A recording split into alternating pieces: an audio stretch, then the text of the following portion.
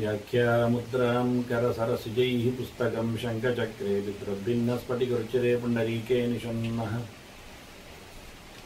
ಅಮಲಾನಶ್ರೈರಮೃತವಿಶದೈರಂಶಭಿಪ್ಲಾವಯನ್ ಮಾಂ ಆವಿರ್ಭೂಯಾದನಗಮಹಿಮಾಮಾನಸೇವಾಗಧೀಶಃ ನಮಸ್ತೆ ಪ್ರಾಣೇಶ ಪ್ರಣತ ವಿಭವಾಯ ವನಿಮಗಾಃ ನಮಸ್ವಾಮಿನ್ ರಾಮಪ್ರಿಯತಮನಮನ್ ಗುರುಗುಣ ನಮಸ್ತುಭ್ಯಂ ಭೀಮಪ್ರಬಲತಮ ಕೃಷ್ಣೇಷ್ಟ ಭಗವನ್ ನಮಃ ಶ್ರೀಮನ್ಮಧ್ವ ಪ್ರದಿಶ ಸುದರ್ಶನ್ನೋ ಜಯ ಜಯ ಶ್ರೀ ಗುರುಭ್ಯೋ ನಮಃ. ನಾರಾಯಣಂ ಸುರಗುರುಂ ಜಗದೇಕನಾಥಂ ಭಕ್ತಪ್ರಿಯಂ ಸಕಲಲೋಕ ನಮಸ್ಕೃತಂ ಚ ತ್ರೈಗುಣ್ಯವರ್ಜಿತಮಜಂ ವಿಭುಮಾದ್ಯಮೀಶಂ ವಂದೇ ಭವಗ್ನಂ ಅಮರಾಸುರಸಿದ್ಧವಂದ್ಯಂ ನಾರಾಯಣಂ ನಮಸ್ಕೃತ್ಯ ನರಂ ಚೈವ ನರೋತ್ತಮಂ ದೇವೀಂ ಸರಸ್ವತೀಂ ವ್ಯಾಸಂ ತತೋ ಜಯಮುದೀರಯೇ. ವೇದವ್ಯಾಸರ ಮಹಾಭಾರತದ ಚಿಂತಕರಿಗೆ ವಂದನೆಗಳು. ಶಾಂತಿ ಪರ್ವದ 124ನೆಯ ಪ್ರವಚನ. ಧರ್ಮರಾಜನಿಗೆ ರಾಜಧರ್ಮದ ಬಗ್ಗೆ ಹೇಳುತ್ತಾ ಭೀಷ್ಮರು, ಕ್ಷತ್ರಿಯನಾದವನಿಗೆ ಹೇಡಿಯಂತೆ ಹಾಸಿಗೆಯಲ್ಲಿ ಮರಣವು ಅದು ಹೇಸಿಗೆ ಅನಿಸಿದೆ, ಅದು ಚಂದ ಅಲ್ಲ, ಅದು ಧರ್ಮ ಅಲ್ಲ ಅಂತ ಬಹಳಷ್ಟು ಮಾತುಗಳಿಂದ ಹೇಳಿದರು, ತೋರಿಸಿಕೊಟ್ರು. ವಾಸ್ತವವಾಗಿ ನಗೃಹೇ ಮರಣಂ ತಾತ ಕ್ಷತ್ರಿಯಾಣಂ ಪ್ರಶಸ್ಯತೆ. ಕ್ಷತ್ರಿಯರಿಗೆ ಮನೆಯಲ್ಲೇ ಇದ್ದುಕೊಂಡು ಸಾಯಲು ಬಾರದು. ಅದಕ್ಕೋಸ್ಕರವನ್ನು ರಣಾಂಗಣವನ್ನು ಪ್ರವೇಶ ಮಾಡಬೇಕು. ಶೌಂಡೀರಾಣಂ ಅಶೌಂಡೀರ್ಯಂ ಅಂತಾನೆ. ಯುದ್ಧದಲ್ಲಿ ಹೋರಾಟ ಮಾಡತಕ್ಕಂತಹ ಪರಾಕ್ರಮಗಳಿಗೆ ಇದು ಹೇಳಿಸಿದ್ದಲ್ಲ. ವಾಸ್ತವವಾಗಿ ಯುದ್ಧದಲ್ಲಿನ ಗೆಲುವು ಬದುಕಿನಲ್ಲಿ ಅವರ ವಿಶೇಷವಾದಂತಹ ಸಾರ್ಥಕತೆಯನ್ನು ನೆಲೆಯಲ್ಲಿ, ಅದರ ಜೊತೆಯಲ್ಲಿ ಅದು ಅಧರ್ಮ ಆಗ್ತದೆ ಅವರದ್ದು. ಅಷ್ಟೇ ಅಲ್ಲ, ಕೃಪಣಾಂಚದದ್ದು, ಅದು ಒಂದು ದಾರಿದ್ರ್ಯ ಇದ್ದಾಗೆ ಬಹಳಷ್ಟು ಹೇಸಿಗೆಯ ಮಟ್ಟ ಆಗ್ತದೆ. ಅದನ್ನ ಮನೆಯಲ್ಲಿ ಸಾಯದೆ ಹೋರಾಟದಂಗಳದಲ್ಲಿ ಕ್ಷತ್ರಿಯರು ತಮ್ಮ ಪ್ರಾಣವನ್ನು ಬಿಡಲಿದೆ. ರಣೇಶು ಕದನಂಕೃತ್ವ ಸುಹೃದ್ಭಿ ಪ್ರತಿಭೂಷಿತ. ಅವನನ್ನು ಜನರು ಕೊಂಡಾಡಬೇಕು. ಹೋರಾಟವನ್ನು ನಡೆಸಿಕೊಟ್ಟವ ಚೆನ್ನಾಗಿ ಹೋರಾಡಿ ಭೇಷ್ ಅನ್ನಬೇಕು ಜನರು. ಅಂತಹ ಕೀರ್ತಿಯನ್ನು ಕೇಳಬೇಕು. ಹೇಳಿ ಅಂತ ಇಲ್ಲ. ತಿಷ್ಣೈ ಶಸ್ತ್ರೈ ಅಭಿಕ್ಲಿಷ್ಟ ಕ್ಷತ್ರಿಯ ಮೃತ್ಯುಮರ್ಹದಿ. ಘನಘೋರವಾದ ಆಯುಧಗಳಿಂದಲೇ ಅವರ ಸಾವು ಅದು ಶ್ರೇಷ್ಠ ಅನಿಸಿದೆ. ಶೂರೋಹಿ, ಎಷ್ಟು ಜೋರಿರ್ತಾನೆ ಶೂರ. ಸತ್ವ ಮನ್ನುಭ್ಯಾಂ ಅವಿಷ್ಟ ಯುದ್ಧತೆ ವೃಷಂ. ಅವನಿಗೆ ತನ್ನಲ್ಲಿರತಕ್ಕಂಥ ತಾಕತ್ತು, ಸತ್ವ, ಬಲ, ಅದರೊಟ್ಟಿಗೆ ಕೋಪ ವೈರಿಗಳ ಮೇಲೆ, ಇದೆರಡನ್ನು ಗಟ್ಟಿ ಮಾಡಿಕೊಂಡು ಒಬ್ಬ ಶೂರನಾದವ ಅಂದ್ರೇನಾಯ್ತು? ಹೋರಾಟ ನಡೆಸದವನಿಗೆ ಯಾವುದೇ ರೀತಿಯಾದ ಸಾಮರ್ಥ್ಯ ಇಲ್ಲ, ಮತ್ತೆ ಅವನಲ್ಲಿ ಆವೇಶ, ಕೋಪ ಉಂಟಾಗುವುದಿಲ್ಲ ಅಂತ ಅತ್ಯಂತ ದುರ್ಬಲ ಎನ್ನುವ ವ್ಯಕ್ತಿ ಆಗ್ತಾನೆ. ಅದರಿಂದ ಬಹಳ ಒಳ್ಳೆಯ ರೀತಿಯಿಂದ ಶೂರ ಕಾದಾಟವನ್ನು ಮಾಡ್ತಾನೆ. ಕೃತ್ಯಮಾನಾನಿ ಗಾತ್ರಾಣಿ ಪರೈಹಿ ನೈವ ಅಬಬುಚ್ಯ. ಅವನ ಮೈಕೈಗಳನ್ನು ಕೆತ್ತಲ್ಪಟ್ಟಾಗ ಶತ್ರುಗಳು ಅವನಿಗೇನು ಅನಿಸುವುದಿಲ್ಲ, ಕ್ಯಾರೇ ಮಾಡುವುದಿಲ್ಲ, ಅವನು ಗಮನಿಸುವುದೇ ಇಲ್ಲ, ಅವನಿಗೆ ಸಂಗತಿಯೇ ಅಲ್ಲ ಅದು. ಆ ರೀತಿಯಾಗಿ ಅಷ್ಟು ಗಡಸುತನ ಅವನಲ್ಲಿದೆ, ಅಷ್ಟು ಪೌರುಷ ಅವನದ್ದು. ಹೀಗೆ ತೋರಿಸಿಕೊಡ್ತಾರೆ. ಯಾರು ನೆತ್ತರು ನೋಡಿ ಗಾಯ ಆಗಿ ಬೊಬ್ಬೆ ಹೊಡ್ಕೊಳ್ತಾನೋ ಅಂತವನು ಅತ್ಯಂತ ಹೇಡಿಯಾಗಿರ್ತಾನೆ. ಅವನು ಕ್ಷತ್ರಿಯನಾಗನು ಅಯೋಗ್ಯ ಅನಿಸ್ತಾನೆ. ಹೀಗಾಗಿ ಈ ರೀತಿಯಾಗಿ ಹೋರಾಟ ಮಾಡುವವ ನ ಸಂಖ್ಯೆ ನಿಧನಂ ಪ್ರಾಪ್ಯ ಪ್ರಶಸ್ತಂ ಲೋಕಪೂಜಿತಂ. ಲೋಕಪೂಜಿತವಾದದ್ದು, ಜನ ಮೆಚ್ಚುವಂಥದ್ದು, ದೇಶ ಒಪ್ಪುವಂಥದ್ದು, ಇತಿಹಾಸ ದಾಖಲೆಯಾಗುವಂಥದ್ದು ಕದನದಲ್ಲಿ ಹೋರಾಟ ಮಾಡಿ ಸತ್ತದ್ದು, ರಣಾಂಗಣದಲ್ಲಿ ಹೋರಾಡಿ ಜೀವ ತೆತ್ತದ್ದು ಹೊರತು ಮತ್ತೆ ಯಾವುದೂ ಅಲ್ಲ.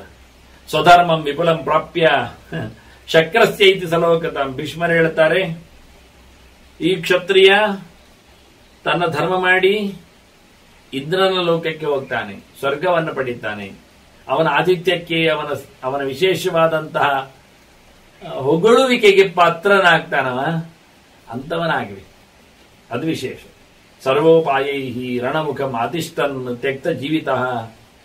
ತನ್ನ ಎಲ್ಲ ಪೌರುಷಗಳ ಜೊತೆಯಲ್ಲಿ ಹೋರಾಟದಂಗಳದಲ್ಲಿ ಆತ ಎದುರಾಗಿ ಫೇಸ್ ಕೊಟ್ಟು, ಮುಖ ಕೊಟ್ಟು, ಬೆನ್ನು ಕೊಟ್ಟಲ್ಲ, ಹೀಗೆ ಹೋರಾಟ ಮಾಡಿದವ ವಿಶೇಷವಾಗಿ ತನ್ನ ಪ್ರಾಣವನ್ನು ಕಳ್ಕೊಂಡ್ರೆ ಪ್ರಾಪ್ನೋದಿ ಇಂದ್ರಸ್ಯ ಸಾಲೋಕ್ಯಂ ಶೂರಃ ಪೃಷ್ಠಂ ಅದರಶಯಂ.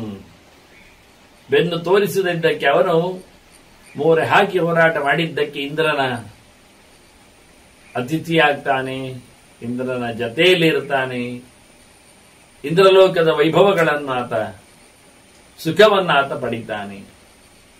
ವಿಶೇಷವಾಗಿ ಅವನಿಗೆ ಯಾವುದೇ ಪ್ರಕಾರದಲ್ಲಿ ರಥ ಆಗಿರಲಿ, ಆನೆ ಆಗಿರಲಿ, ಕುದುರೆ ಆಗಿರಲಿ, ಪದಾತಿಯಾಗಿ ಅವನಿರಲಿ, ಕತ್ತಿ ಕಾಳಗಾಗಲಿ, ಬಿಲ್ಲು ಆಗಲಿ, ಬಾಣಗಳ ಪ್ರದರ್ಶನ ಆಗಲಿ, ತೋಮರಗಳ ಹೋರಾಟ ಆಗಲಿ, ಗದೆಯ ಆಘಾತ ಆಗಲಿ, ಎತ್ತರ ಎತ್ತರ ಅತಃ ಶೂರಃ ಶತ್ರುವಿಹಿ ಪರಿವಾರಿತ. ಶತ್ರುಗಳು ಅವನ ಜೊತೆಯಲ್ಲಿ ಸೇರಿಕೊಂಡು ಯಾವ ಬಗೆಯಿಂದ ಹೋರಾಟ ಮಾಡ್ತಾರೋ, ಎಲ್ಲೆಲ್ಲಿ ಹೇಗೆ ಹೇಗೆ ಹೋರಾಟ ಮಾಡ್ತಾರೋ ಅದಕ್ಕೆ ಅನುಗುಣವಾಗಿ ಅಕ್ಷಯಾನ್ ಲಭತೆ ಲೋಕಾನ್ ಯದಿ ದೈನ್ಯಂ ನಸೆ. ಅವನು ಹೇಡಿಯಾಗಿ ಹಿಂದೆ ಓಡದಿದ್ದರೆ, ತಲೆ ಬಗ್ಗಿಸಿ ಶರಣಾಗಿದ್ದೇನೆ ಅಂತ ಯುದ್ಧವನ್ನು ತಪ್ಪಿಸಿಕೊಳ್ಳದಿದ್ರೆ, ಅಯ್ಯೋ ಅಂತ ಹೇಳಿ ಬೊಬ್ಬೆ ಹಾಕಿಕೊಂಡು ಅಳುಕದೇ ಇದ್ರೆ ಖಂಡಿತವಾಗಿ ಅವನು ಅದ್ಭುತವಾದ ಲೋಕಗಳನ್ನು ಮತ್ತೆ ಮತ್ತೆ ಪಡಿತಾನೆ. ಒಂದೊಂದು ಹೋರಾಟದಲ್ಲಿ ಒಂದೊಂದು ರೀತಿಯ ಲೋಕಗಳನ್ನು ಪದಾತಿಂ ಹಂದಿ ಸಾವು ಹೇಳಿಕೊಂಡು ಆಚಾರ್ಯರೇ ಎಸ್ ಸಾದಿನಂ ಸೋಷಮೇಧಯಾಜಿ. ಒಂದೊಂದು ಒಬ್ಬ ಹೋರಾಟದಂಗಳದಲ್ಲಿ ಕೂತು ಒಬ್ಬ ಪದಾತಿಯನ್ನು ಸಂಹಾರ ಮಾಡಿದ್ರೆ, ಒಬ್ಬ ಅಶ್ವಾರೋಹಿಯನ್ನು ಸಂಹಾರ ಮಾಡಿದ್ರೆ, ಒಬ್ಬ ರಥಿಗನ ಸಂಹಾರ ಮಾಡಿದೆ, ಅವನೆಲ್ಲ ಒಳ್ಳೆ ಅಶ್ವಮೇಧ, ವಾಜಪೇಯ ಮುಂತಾದ ಯಾಗ ಮಾಡಿದ ಪುಣ್ಯಕ್ಕೆ ಪಾತ್ರನಾಗ್ತಾನೆ ಅಂತ ಶ್ರುತಿಯೇ ಇದೆ ಅಂತ ಆಚಾರ್ಯ ಮಧ್ವರು ಉಲ್ಲೇಖ ಮಾಡ್ತಾರೆ. ಹೋರಾಟದೇ ಅಂದ್ರೆ ಅವರವರ ಧರ್ಮದಲ್ಲಿ ಅಧರ್ಮಕ್ಕೆ ವಿರುದ್ಧವಾಗಿ ಹೋರಾಟ ಮಾಡಿದ್ದಲ್ಲಿ, ವಿಶೇಷವಾದ ಬ್ರಹ್ಮಜ್ಞಾನಿಗಳ ಲಾಭಕ್ಕಾಗಿ, ಅವರ ಏಳಿಗೆಗಾಗಿ, ಅವರ ಬದುಕಿಗಾಗಿ, ಅವರ ನೇರ್ಪಿಗಾಗಿ, ಜೊತೆಯಲ್ಲಿ ಪ್ರಜೆಗಳ ಕ್ಷೇಮಕ್ಕಾಗಿ ಹೋರಾಟ ಮಾಡಿದಲ್ಲಿ ಖಂಡಿತವಾಗಿ ಹೋರಾಟವೇ ಹುಚ್ಚು ಅಲ್ಲ.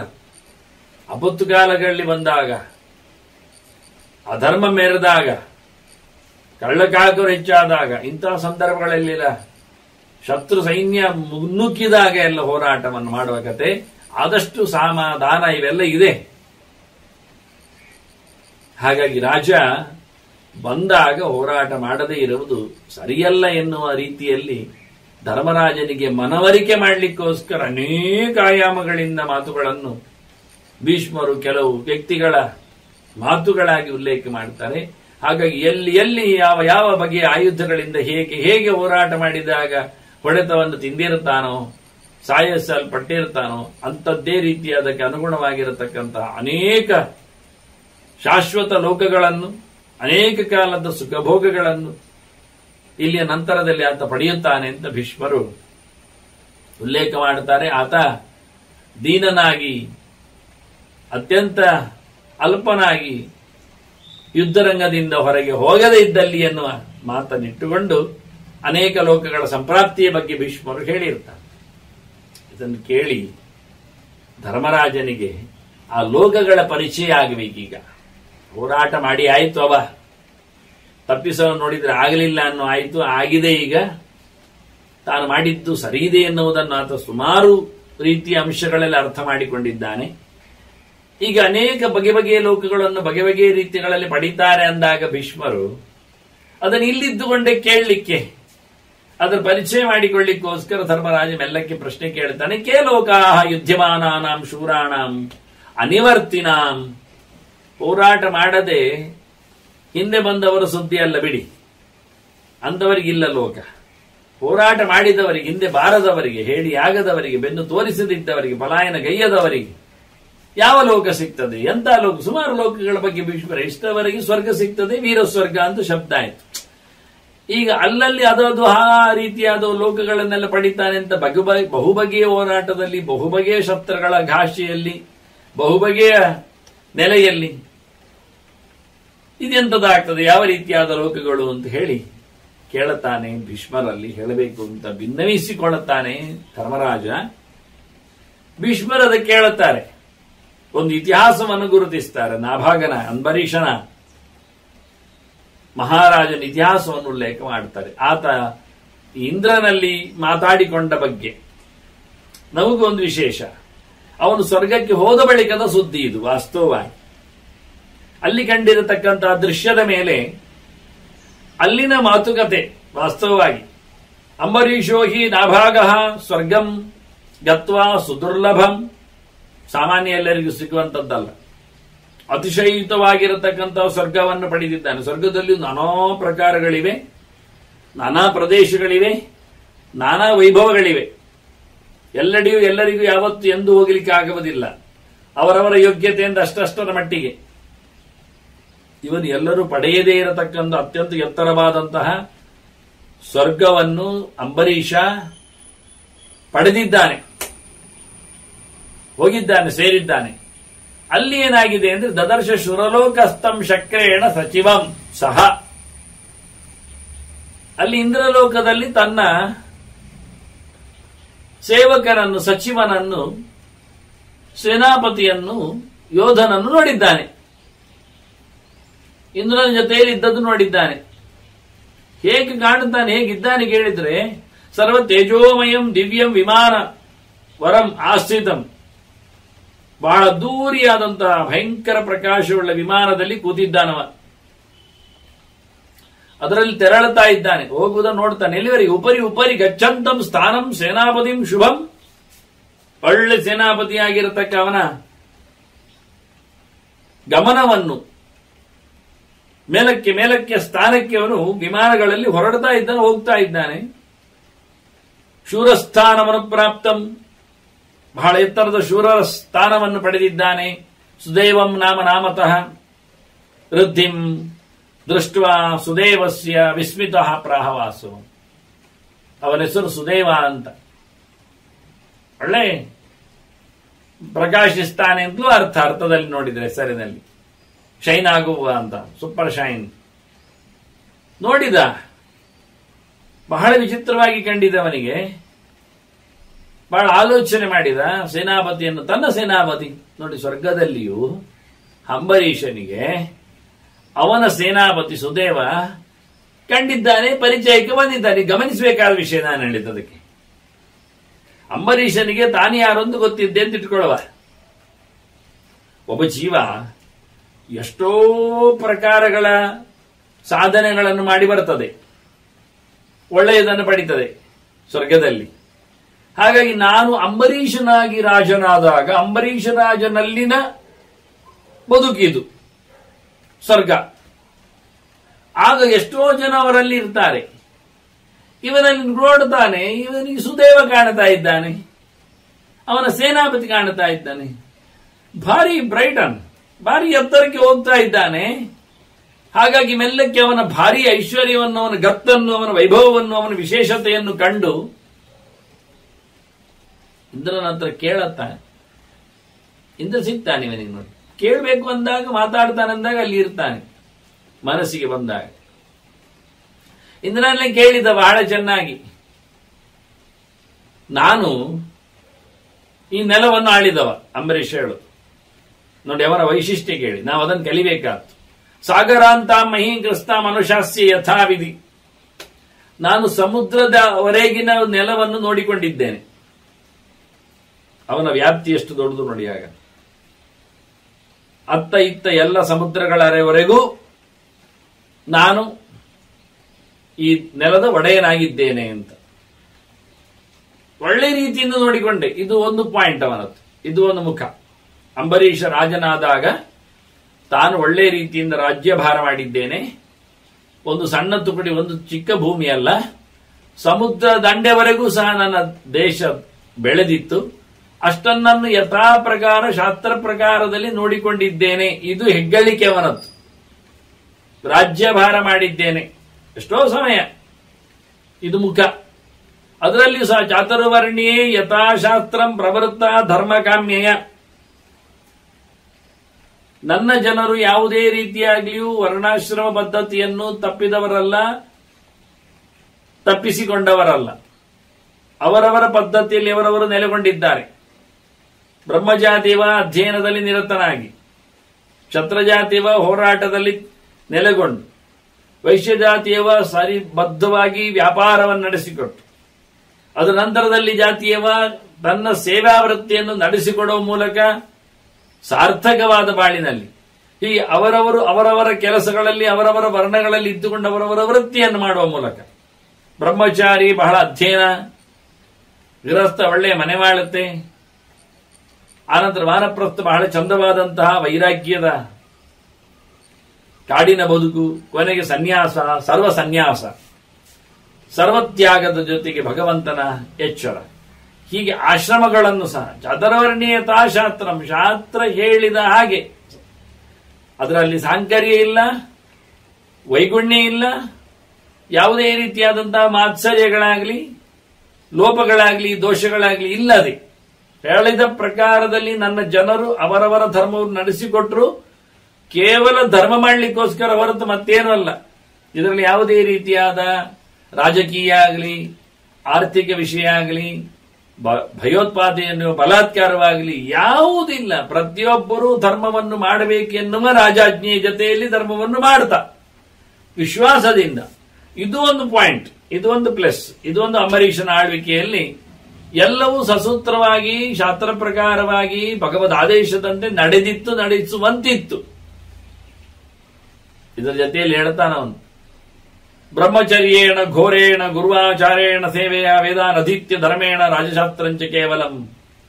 ನಾನು ಎಳವೆಯಲ್ಲಿ, ಉಳಿದವರು ಅವರವರ ಎಳವೆಯಲ್ಲಿ ಒಂದು ಲೆಕ್ಕಾಚಾರದಲ್ಲಿ ಬಹಳ ಚೆನ್ನಾಗಿ ಬ್ರಹ್ಮಚರ್ಯದ ಪಾಲನೆ ಮಾಡಿದ್ದೇನೆ, ವೇದದೆಡೆಗೆ ಸಾಗಿದ್ದೇನೆ, ವೇದೋಕ್ತನಾದ ಭಗವಂತನೆಡೆಗೆ ಸಾಗಿದ್ದೇನೆ, ಪರಿಪೂರ್ಣವಾದ ಪ್ರಯತ್ನವನ್ನು ನನ್ನ ಯೋಗ್ಯತೆಯನ್ನು ನಡೆಸಿಕೊಟ್ಟಿದ್ದೇನೆ. ಅದಕ್ಕಾಗಿ ಬ್ರಹ್ಮಜ್ಞಾನಿಯ ಉಪಾಸನೆ ಮಾಡಿದ್ದೇನೆ, ಗುರುಗಳ ಸೇವೆ ಮಾಡಿದ್ದೇನೆ, ಗುರುಕುಲದಲ್ಲಿ ವಾಸ ಮಾಡಿದ್ದೇನೆ, ಗುರು ಪದ್ಧತಿಯನ್ನು ಅನುಸರಿಸಿದ್ದೇನೆ. ವೇದಗಳನ್ನೆಲ್ಲ ಚೆನ್ನಾಗಿ ಅಧ್ಯಯನ ಮಾಡಿ ಧರ್ಮಶಾಸ್ತ್ರಗಳನ್ನು ತಿಳಿದುಕೊಂಡು ನಮಗೆ ಯೋಗ್ಯವಾದ ರಾಜಶಾಸ್ತ್ರವನ್ನು, ರಾಜನೀತಿ ಶಾಸ್ತ್ರವನ್ನು ನಾನು ಓದಿಕೊಂಡಿದ್ದೇನೆ, ತಿಳಿದುಕೊಂಡಿದ್ದೇನೆ. ತಿಳಿದುಕೊಂಡೇ ನಾನು ರಾಜಕೀಯ ಧೋರಣೆಗಳನ್ನು ನಡೆಸಿಕೊಟ್ಟದ್ದು, ದೇಶವನ್ನು ನೋಡಿಕೊಂಡದ್ದು, ಅರಸೊತ್ತಿಗೆಯನ್ನು ಒಪ್ಪಿಕೊಂಡದ್ದು ಅಂತಾನೆ. ಅಲ್ಲಿಗೆ ಮುಗಿಲಿಲ್ಲ, ಇದು ಒಂದು ಮುಖ. ಕಾಲದಲ್ಲಿ ಯೋಗ್ಯವಾಗಿ ಗೌಮಾರ ಆಚರೇತ್ ಪ್ರಾಜ್ಞ ಧರ್ಮ್ಯಾನ್ ಭಾಗವತಾನಿಹ ಅಂತ ಹೇಳಿದಾಗೆ ಪ್ರಹ್ಲಾದ ಹೇಳ್ತಾನೆ, ಎಳವೆಯಲ್ಲಿಯೇ ಭಗವದೆಚ್ಚರವಾಗಿಕೊಂಡು ಅಧ್ಯಯನಾದಿಗಳನ್ನು ನಡೆಸಿ ಗುರು ಕಾರುಣ್ಯಕ್ಕೆ ಪಾತ್ರನಾಗಿ ಭಗವದ್ ದರ್ಶನವನ್ನು ನಡೆಸುವಲ್ಲಿ ಸಫಲನಾಗಿರಬೇಕು ಅಂತ. ಮತ್ತೆ ಮಾಡುತ್ತೇನೆಂದ್ರೆ ಆಗುವುದಿಲ್ಲ, ಮತ್ತೆ ಮೈ ಬಗ್ಗುವುದಿಲ್ಲ, ಸೇವೆ ಮಾಡಲಿಕ್ಕೆ ಮನಸ್ಸು ಕೇಳುವುದಿಲ್ಲ, ಅನುಗ್ರಹ ಪೂರ್ತಿ ಹರಿದು ಬರುವುದಿಲ್ಲ, ಪ್ರಯತ್ನ ಕುಂಠಿತವಾಗುತ್ತೆ, ಅದು ಸಾರ್ಥಕ ಆಗುವುದಿಲ್ಲ, ಡೈವರ್ಟ್ ಆಗಿರುತ್ತೆ, ಭಗವದೆಚ್ಚರದಲ್ಲಿ ಭಗವದೇಕ ಪ್ರಕಾರವಾಗಿ ನಡೆಯುವುದಿಲ್ಲ. ಅದು ಇದನ್ನು ಮಾಡಿಕೊಂಡಿದ್ದೇನೆ ಹೇಳ್ತಾನ ಅವನು. ನಾನು ಸ್ವತಃ ವೇದಗಳ ಅಧ್ಯಯನದಲ್ಲಿ ಗುರುಕುಲ ವಾಸದೊಡನೆ ಮಾಡಿಕೊಂಡು ಬಂದಿದ್ದೇನೆ ಅವರ ಸೇವೆಯ ಜೊತೆಯಲ್ಲಿ ಅಂತಾನೆ. ಮುಂದೆ ಹೇಳ್ತಾನೆ ಅವನು, ನಾನು ಬಂದ ಬಳಿಕ ಏನಾಗಿದೆ ಅಂತ. ಅತಿಥೀನ್ ಅನ್ನಪಾನೇನ ಪಿತರಂಚ ಸ್ವದಯ ತಥಾ ಋಷೀನ್ ಸ್ವಾಧ್ಯಾಯ ದೀಕ್ಷಾಭಿ ದೇವಾನ್ ಯಜ್ಞೈ ಅನುತ್ತಮೈ. ಮತ್ತೆ ಅರಸೊತ್ತಿಗೆ ರಾಜ್ಯಭಾರ, ದೇಶ ಪಾಲನೆ, ಗಾರಸ್ಥ್ಯ ಇವೆಲ್ಲ ಬಂದಾಗ ಕ್ರಮಬದ್ಧವಾಗಿ ಸಂಬಂಧಪಟ್ಟಂತೆ ಎಲ್ಲ ಯಜ್ಞಗಳನ್ನು ಮಾಡಿದ್ದೆ. ದೇವತೆಗಳಿಗೆ ಸಂಭ್ರಮ ಅನಿಸಿಕೊಳ್ಳುವಂತೆ ಮಾಡುವಂಥದ್ದು, ಕಾಲಕಾಲಕ್ಕೆ ಆಗತಕ್ಕಂಥ ಅನೇಕ ಯಜ್ಞಗಳು ಅದು ಮಾಡಿದ್ದೆ. ಅದು ಕಡಿಮೆ ಅಲ್ಲ, ದೇವಾನ್ ಯಜ್ಞ ಅನುತ್ತಮೈ, ದೊಡ್ಡ ದೊಡ್ಡ ಯಜ್ಞಗಳನ್ನು ಮಾಡಿದ್ದೆ ದೇವತೆಗಳ ಪ್ರೀತಿಗೋಸ್ಕರ. ಅದ ನಂತರದಲ್ಲಿ ಋಷಿಗಳನ್ನು ಪ್ರೀತಿಸಬೇಕು. ಋಷಿ ಯಜ್ಞ ಅಂದ್ರೆ, ಋಷಿ ಋಣ ಪರಿಹಾರ ಅಂದ್ರೆ ಅಧ್ಯಯನ, ಓದುವುದು. ಓದಿ ಆಯ್ತಲ್ಲ ಅಂದ್ರೆ ಓದಿ ಆಗುವುದಿಲ್ಲ. ಯಾವ ಜೀವಮಧೀತೆ ವಿಪ್ರಹ ಅಂತ ಹೇಳಿ ಅಧ್ಯಯನದ ದೀಕ್ಷೆಯನ್ನು ಪಡೆದ ವ್ಯಕ್ತಿ ಯಾವತ್ತಿನವರೆಗೂ ಓದ್ತಾ ಇರ್ತಾನೆ. ಋಷಿಗಳ ಋಣ ಪರಿಹಾರಕ್ಕೋಸ್ಕರ ನಿರಂತರ ನಿತ್ಯ ಅಧ್ಯಯನ ಹೊಸದಾಗಿ ಆಗ್ತಾ ಇರಬೇಕು. ಅದು ಮಾಡಿದ್ದೇನೆಂತ, ಋಷಿಯನ್ನು ಸ್ವಾಧ್ಯಾಯ ದೀಕ್ಷಾವಿ, ನಾನು ಅದನ್ನು ದೀಕ್ಷೆಯಾಗಿ ಪ್ರತಿನಿತ್ಯ ಅಧ್ಯಯನ ಮಾಡುವುದು ಹೊಸತಾಗಿ ಎನ್ನುವುದು. ದೀಕ್ಷೆ ಹೊತ್ತುಕೊಂಡು ಋಷಿ ಋಣ ಪರಿಹಾರ. ಈ ಜನ್ಮದಲ್ಲಿ ಓದಲಿಕ್ಕೆ ದೇವರು ಹೇಳಿಕೊಟ್ಟಿದ್ದಾನೆ ಎನ್ನುವುದನ್ನು ನಿರಂತರವಾಗಿ ನಡೆಸಿಕೊಡುವುದು. ಓದಿ ಮುಗಿಯುವುದಿಲ್ಲ, ಮುಗಿದದ್ದಿಲ್ಲ. ಹಾಗಾಗಿ ಏನನ್ನಾದರೂ ಮುಂದೆ ಮುಂದೆ ಓದ್ತಾ ಇರೋದು. ಓದಿದ್ದನ್ನೇ ಅಲ್ಲ, ಅದು ಓದಿದ್ದನ್ನೇ ಹೌದಾದ್ರೂ ಪರವಾಗಿಲ್ಲ, ಆದರೆ ಅದು ನೆನಪಿಗೋಸ್ಕರ ಆಗ್ತದೆ. ಆದರೆ ಓದಿದ್ದರ ಹಿನ್ನೆಲೆಯಲ್ಲಿ ಓದದಿದ್ದರ ಹಿನ್ನೆಲೆಯನ್ನು ಚಿಂತನೆ ಮಾಡಲಿಕ್ಕೋಸ್ಕರ ಓದದೇ ಇದ್ದದ್ದನ್ನು ಸಿಕ್ಕಿಸಬೇಕು. ಹೀಗೆ ಮಾಡಬೇಕು. ಪ್ರತಿನಿತ್ಯ ತಿಳಿದವರು ಸಿಕ್ಕಿದ್ರೆ ಬಹಳ ಸಂತೋಷ, ಸಿಗುವುದಿಲ್ಲ ತಾನೆ, ಅದು ಕಷ್ಟ. ಹಾಗಾಗಿ ತಿಳಿದವರು ಸಿಕ್ಕಿದ್ರೆ ಪ್ರತಿನಿತ್ಯ ಅವರು ಹೇಳಿದ್ದನ್ನು ಕೇಳಲಿಕ್ಕೆ ಆಯ್ತು, ಹೊಸತೆ ಬರುತ್ತೆ. ಅದರದ್ದು ಆಗದೇ ಇದ್ದಾಗ ಸ್ವಯಂ ತಾನು ಅಧ್ಯಯನವನ್ನು ಅವರು ತೋರಿಸಿಕೊಟ್ಟಿರ್ತಾರೆ, ಮುಂದುವರಿಸಬೇಕು. ಹೀಗಾಗಿ ಬಹಳ ಸುಂದರವಾಗಿ ಒಂದೊಮ್ಮೆ ಹೇಳಿಕೊಟ್ಟದ್ದನ್ನೇ ಮೆಲುಕು ಹಾಕುವುದಿದ್ರೆ ಅದರಲ್ಲಿನ ಭಗವರ್ಥಗಳ ಚಿಂತನೆ. ವೇದ ಆಯಿತು ಪಾಠ, 16,000 ಮಂತ್ರಗಳಲ್ಲಿ ಭಗವಂತನ ಚಿಂತನೆಯನ್ನು ಕೊಟ್ಟಾಯಿತು. ಆದರೆ ಅದು ಮಾಧ್ಯಮದ ಮೂಲಕ, ಪರಿವಾರ ದೇವತೆಗಳ ಮೂಲಕ ಅಂತ ಇಟ್ಟುಕೊಂಡ್ರು, ಅದನ್ನೇ ಓದುವುದಾಗಿದ್ರು ಆ ಮಂತ್ರಗಳ ಬೇರೆ ಮುಖದ ಅರ್ಥ ಮಜಲುಗಳನ್ನು ಚಿಂತನೆ ಮಾಡ್ತಾ ಹೋಗ್ಬೇಕು. ಇದು ಹೊಸ ಅಧ್ಯಯನ ಆಗುತ್ತೆ. ಇತರ ಮಂತ್ರಗಳನ್ನು ಚಿಂತನೆ, ಬೇರೆ ಶಾಖೆಗಳ ಮಂತ್ರಗಳ ಚಿಂತನೆ ಮಾಡಿದ್ರೆ ಅದು ಚಂದವೇ. ಇತರ ಪುರಾಣಗಳು, ಪಂಚರಾತ್ರ ಸಂಹಿತೆಗಳು, ಇದು ಒಳ್ಳೆಯದೇ. ಹೀಗೆ ನಿರಂತರವಾಗಿ ಋಷಿಗಳ ಪರಿಹಾರವನ್ನು ಮಾಡಿಕೊಂಡಿದ್ದೇನೆ, ಅಧ್ಯಯನ ನೋಡಿ. ರಾಜನಾಗಿ ಹೇಳ್ತಾನೆ ಅಂಬರೀಷ, ನಾನು ನಿತ್ಯ ಓದ್ತಾ ಇದ್ದೇನೆ ಅಂತ. ಓದಿದೆ, ಯಜ್ಞಯಾಗಗಳನ್ನು ಮಾಡ್ತಾ ಇದ್ದೇನೆ, ನಿರಂತರ ಓದುವುದನ್ನು ಮಾಡುವ ಮೂಲಕ ಋಷಿಗಳ ಪರಿಹಾರ ಮಾಡಿಕೊಂಡಿದ್ದೇನೆ, ಅದನ್ನು ನಡೆಸಿದ್ದೇನೆ. ಪರಿಹಾರ ಆಗದಿದ್ರು ಋಷಿಗಳ ಪ್ರೀತಿಗೆ ಪಾತ್ರನಾಗಿದ್ದೇನೆ. ಮತ್ತೆ ಪಿತೃಗಳ ಪರಿಹಾರಕ್ಕೆ, ಪಿತೃಂಚ ಸ್ವದಯ ತಥಾ, ಸ್ವದಾಳ ಬಗ್ಗೆ ನಾನು ಸುಮಾರು ಮಾತು ಹೇಳಬೇಕು. ಸ್ವಾಂದ್ರೆ ಭಗವಂತ ಸ್ವಾತಂತ್ರ್ಯ ಸ್ವಯಿತಿ ಪ್ರೋಕ್ತ ಅಂದ ಭೂರ್ಭುವಸ್ವ ಇಲ್ವಾ? ಭಗವಂತನಿಂದ ಧರಿಸಲ್ಪಟ್ಟವಳು, ಉದ್ಧತಳಾದವಳು ಎನ್ನುವ ಅರ್ಥದಲ್ಲಿ ಸ್ವಧಾ ಇರುವುದು ವಿಶೇಷವಾದ ಅರ್ಥ. ಎಲ್ಲವೂ ಸಹ ದೇವತಾ ಶಕ್ತಿಗಳೆಲ್ಲ ಮೊದಲಿಗೆ ಭಗವಂತನಿಂದಲೇ ಸೃಷ್ಟಿಯಾಗಿವೆ, ಮತ್ತೆ ಉಳಿದವರೆಲ್ಲ. ಹಾಗಾಗಿ ಪಿತೃಗಳಿಗೆ ಸ್ವಧಾಳಲ್ಲಿ ಪಿತೃಗಳಿಗೆ ಸಿಕ್ಕಿದ್ದು ಸ್ವಧಾ, ಪಿತೃಭ್ಯ ಸ್ವಧಾ ಅಂತ ಹೇಳಬೇಕು. ಪ್ರತಿನಿತ್ಯ 3 ಸರ್ತಿ ಹೇಳಬೇಕಂದ್ರೆ, ನಾನು ಇನ್ನೊಮ್ಮೆ ಹೇಳುತ್ತೇನೆ, ಮುಗಿದಿಲ್ಲ. ಪಿತೃ ಸಮೀಕ್ಷೆ ಒಂದು 16 ಮಾಡಿಬಿಟ್ಟಿದ್ದೇನೆ.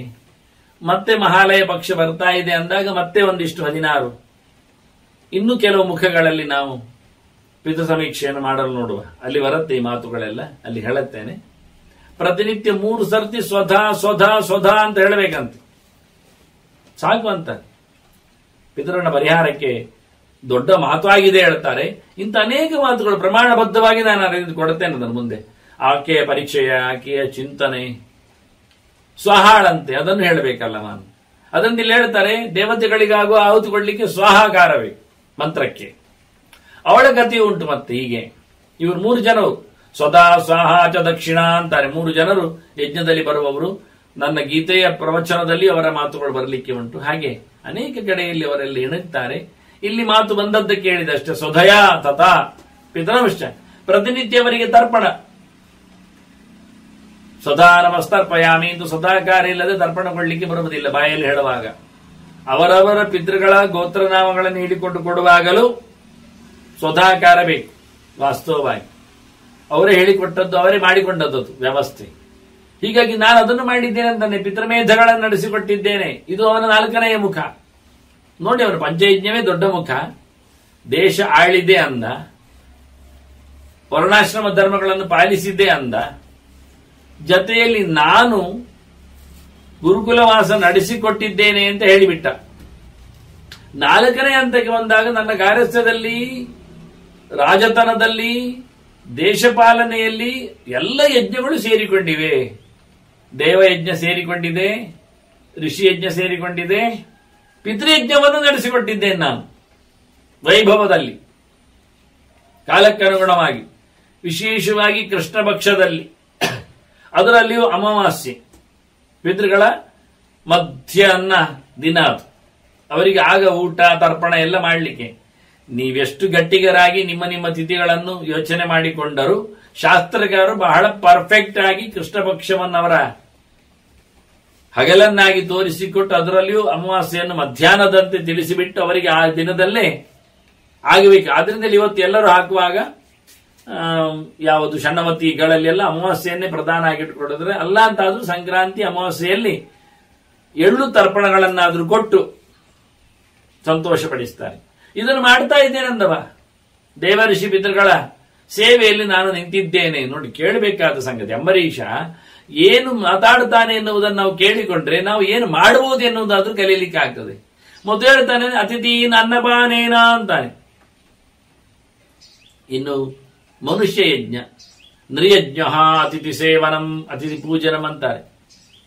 ನಾನು ಮನುಷ್ಯರನ್ನು ಪ್ರೀತಿಸ್ತೇನೆ, ಅತಿಥಿಗಳನ್ನು ಆರಾಧನೆ ಮಾಡುತ್ತೇನೆ. ಅವರನ್ನು ಹೇಗೆ ಕೇಳಿದರೆ ಅವರಿಗೆ ಊಟ ಉಪಚಾರಗಳಿಂದ, ಅನ್ನಪಾನಗಳಿಂದ, ಬಾಯಾರಿಗೆ ಕೊಡುವುದು, ಊಟ ಹಾಕುವುದು, ತೃಷಾ ಪರಿಹಾರ, ಕ್ಷುತ್ ಪರಿಹಾರ, ಹಸಿವೆ ನೀಗಿಸಲು, ಬಾಯಾರಿಗೆ ತೆಗೆಯಲು ಬೇಕಾದ ಸೊತ್ತುಗಳ ವ್ಯವಸ್ಥೆ. ಅತಿಥಿಗಳಿಗೆ ಪ್ರತಿನಿತ್ಯ ರಾಜನ ಬಳಿಗೆ ಬರುವವರು ಅತಿಥಿಗಳಿರ್ತಾರೆ, ಅವರಿಗೆಲ್ಲ ಊಟೋಪಚಾರದ ವ್ಯವಸ್ಥೆ ಇದೆ.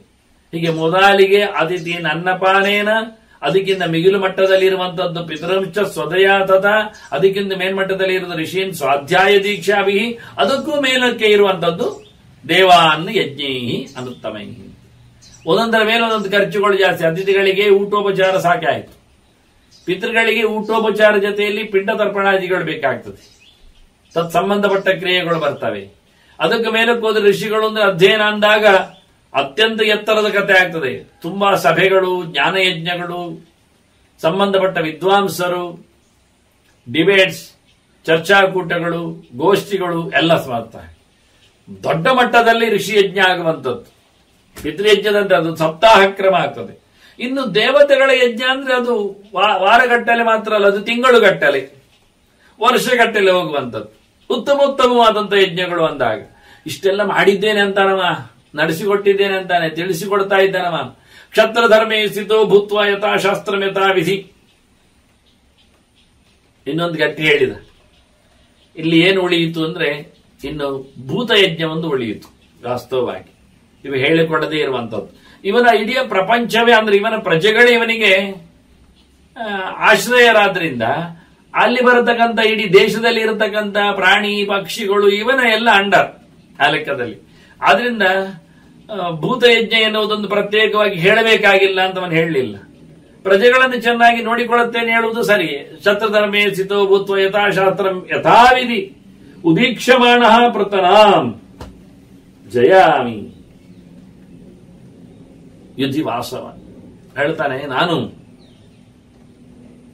ಕ್ಷತ್ರಿಯ ಧರ್ಮದಲ್ಲಿ ನೆಲೆಗೊಂಡು ಪ್ರಜಾಪಾಲನೆ ಮಾಡುವ ಉದ್ದೇಶದಿಂದ ಕಲಿತಿದ್ದೇನೆ. ಮೊದಲೇ ಹೇಳಿದ, ಕಲಿತ ಹಾಗೆ ತಪ್ಪಿಸದೆ ವಿದ್ಯುಕ್ತವಾಗಿ ನಾನು ಸೈನ್ಯವನ್ನು ನೋಡಿಕೊಂಡು ಜೊತೆಯಲ್ಲಿ ಹೋರಾಟವನ್ನು ನಡೆಸಿಬಿಟ್ಟು ಒಳ್ಳೆಯ ರೀತಿಯಿಂದ ಯುದ್ಧದಲ್ಲಿ ಗೆಲುವನ್ನು ಸಾಧಿಸಿದ್ದೇನೆ.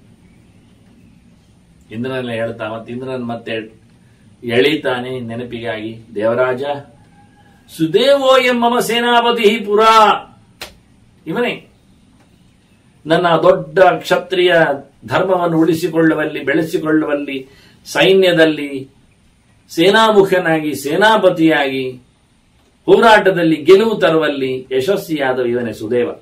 ನೋಡಿ, ಇಲ್ಲಿ ನಾನು ಗೆದ್ದಿದ್ದೇನೆ ಜಯಾಮಿ ಅಂದ. ವಾಸ್ತವವಾಗಿ ಇದ್ದದ್ದು ಇದು ಸಂಗತಿ ಹೀಗೆ. ರಾಜ ಜೈ ಅಂತ ಹೇಳುವ ರೂಢಿ. ರಾಜ ಸೋತ, ರಾಜ ಗೆದ್ದ, ಹೀಗೆ ಹೇಳುದು. ರಾಜ ಅರಮನೆಯಲ್ಲೇ ಇರ್ತಾನೆ, ಬೇಕಾದರೆ ಹೊರಗೆ ಬರುವುದೇ ಇಲ್ಲ. ಸೈನ್ಯ, ಸೇನಾಪತಿ ಇವರೆಲ್ಲ ಅಲ್ಲಿ ನಿಂತಿರ್ತಾರೆ. ಅದರಿಂದ ಗೆಲ್ಲುವುದು ಸೋಲುವುದು ಸೈನ್ಯ, ಸೋಲಿಸುವುದು ಅಲ್ಲ. ಆದರೆ ಅದರ ರಿಸಲ್ಟ್ ಅದು ಸಾಕಿದವನಿಗೆ, ಕಳಿಸಿಕೊಟ್ಟವನಿಗೆ, ಹೇಳಿಬಿಟ್ಟವನಿಗೆ. ಆದ್ರಿಂದ ಸಾಮಾನ್ಯವಾಗಿ ರಾಜನನ್ನೇ ಗೆದ್ದದ್ದು ಸೋತದ್ದು ಹೇಳುತ್ತಾರೆ, ಇಲ್ಲಿರತಕ್ಕವರನ್ನು ಹೇಳುವುದಿಲ್ಲ. ಆದ್ರೆ ರಾಜ ತನ್ನನ್ನೇ ಮಾಡಿಕೊಂಡ, ನಾನು ಗೆದ್ದಿದ್ದೇನೆ ಅಂತ ಹೇಳಿಕೊಂಡ. ನನ್ನ ಸೇನಾಪತಿ ಇವ ಸುದೇವ ಇಲ್ಲಿದ್ದಾನೆ, ಅವ ಹಿಂದೆ ನನ್ನ ಸೇನಾಪತಿ ಆಗಿದ್ದ. ಆಸೀತ್ ಯೋಧ ಪ್ರಶಾಂತಾತ್ಮ ಸ್ವಯಂ ಕಸ್ಮಾತ್ ಅತೀವ ಮಾಂ ವಿಮಾನಂ ಸೂರ್ಯಸಂಕಾಶಂ ಆಸ್ಥಿತ ಮೋದತೆ ದಿವಿ. ಅವು ನನಗಿಂತ ಮಿಗಿಲಾಗಿ ಮೆರಿತಾ ಇದ್ದಾನಲ್ಲ. ನನ್ನ ಯೋಧ, ನನ್ನ ಸೇನಾಪತಿ, ನನ್ನ ಭೃತ್ಯ ಇದ್ದ ಹಾಗೆ ಅವನು ಹೇಳಲಿಕ್ಕೆ ಹೊರಟ್ರೆ.